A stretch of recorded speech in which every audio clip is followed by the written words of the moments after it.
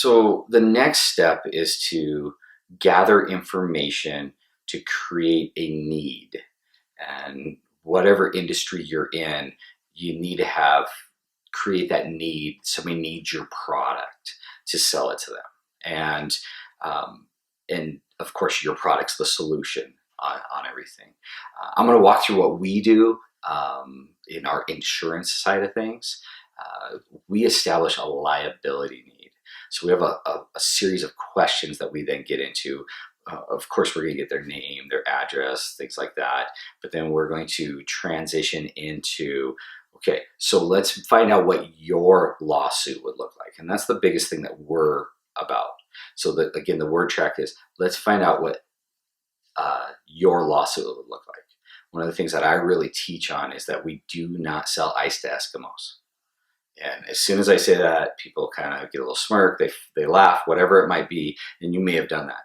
But I don't want to sell ice to Eskimos because they don't need it. I want to give them their need. And so when we're not selling ice to Eskimos, we're going to be very thorough. We're going to find out, do they own their home or rent?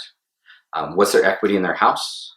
What's their equity in their personal property? What's their equity in their vehicles? So we're going to go through that. Oh, do you own or rent your home? What's the value? What do you owe on it? Now, if personal property, if they rent, we just ask them that.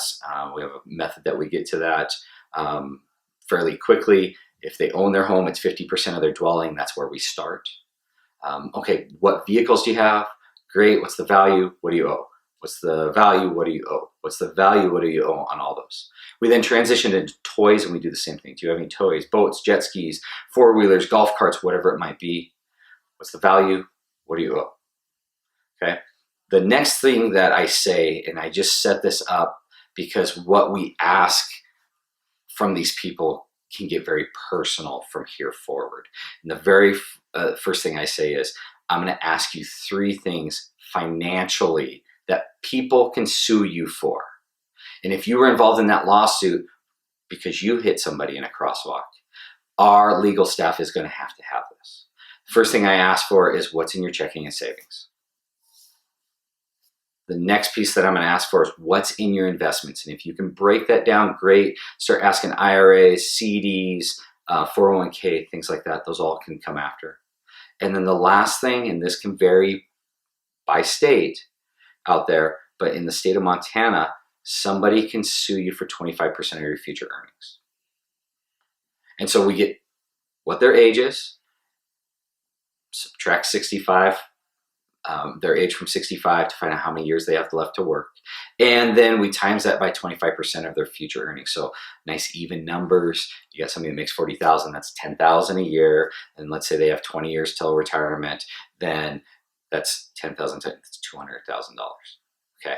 So that's how we get to those numbers. And then we just add it all up and we say, your lawsuit would be. Now we've customized this. We're not selling ice to Eskimos.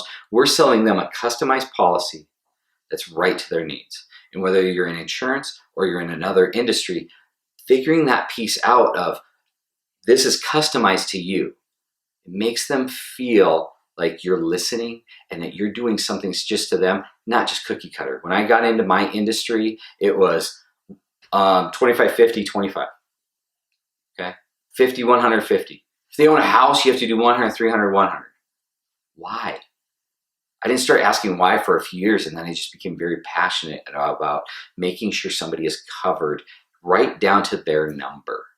And when you do that, you build rapport, you establish that you're the expert and that they're going to be able to trust you. And I'll guarantee nobody else has done it. Nobody out there. And you customize that policy right to that number.